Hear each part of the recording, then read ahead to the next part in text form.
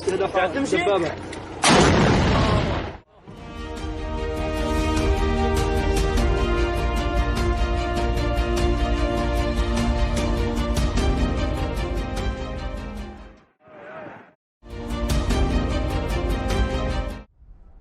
been a tough year for the Big Apple.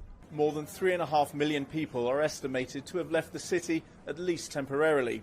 Tourism numbers are down by about 2/3, and many iconic places that make New York the city that never sleeps have been closed. But the light at the end of the tunnel is starting to brighten. Event spaces like this one at the New York Historical Society are now allowed to operate again, albeit at 50% of capacity, up to 150 guests, along with many other restrictions, from table placement to who can dance when. Inquiry flow is starting to come back. We have corporate starting to ask questions about fall availability. There are some holiday party requests across corporate, social, and nonprofit. We're thrilled to finally be having much more proactive conversations about real events returning in person. Outdoor dining has become a common sight on New York streets in the last year, but that may start to change, with restaurants now allowed to operate indoor dining at 50% of capacity. A very welcome change for restaurants like Tony DiNapoli's in the city's heavily residential Upper East Side.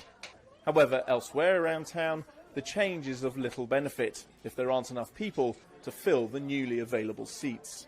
Prior to the pandemic, it was hard to get a table in our Tony's in Midtown.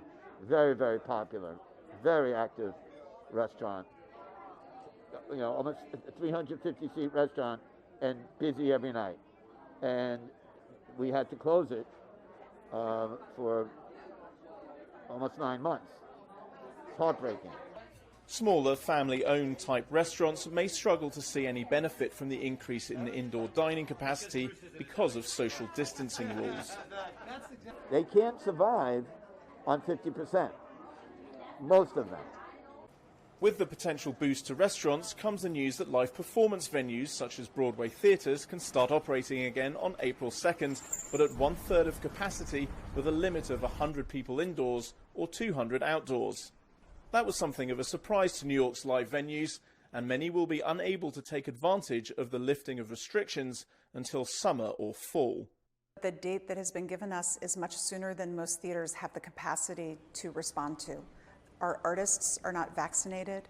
We don't have funding to do the kind of work that needs to be done to our theaters to bring them back into safe conditions for our audiences and our artists.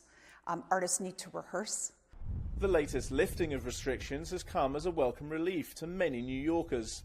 However, with so many regulations, it will still take some time for many organizations to take full advantage of the change as the Big Apple continues on its winding road back to normalcy. Henry Morton for VOA News, New York.